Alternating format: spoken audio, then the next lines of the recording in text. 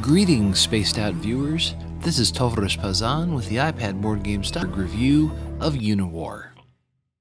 One thing the App Store has no shortage of is tributes to the Nintendo Portable Classic Advanced Wars.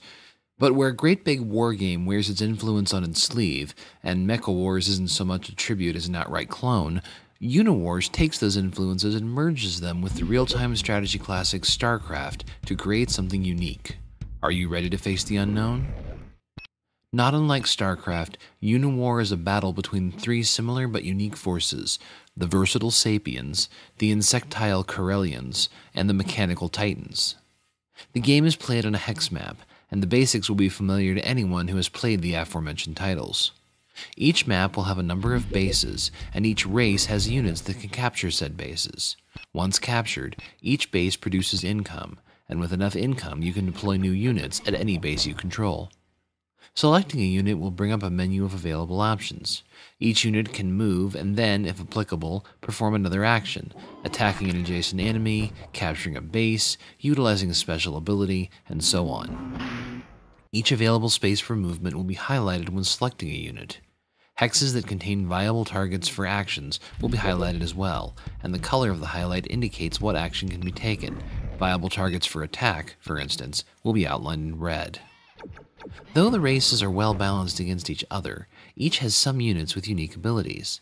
The Sapiens, for instance, have a buggy-style vehicle that can move and attack twice in one turn. The Corellians, meanwhile, have a unit that can both take over some adjacent Sapien unit types and infect almost all enemies with a plague that will damage adjacent units. Each scenario has one or more objectives. Victory is granted either by completing the objectives or by the time-honored shortcut of simply obliterating the opposition. Uniwar features several different modes. You can either play a skirmish mode with 2 or 4 players, depending on the map, or engage in a campaign mode. Not unlike StarCraft, the campaign mode is broken into segments for each of the 3 races, and follows a more or less unified story as the 3 races vie for control. Skirmishes can be played locally on the same device, either against 3 levels of AI or a live opponent.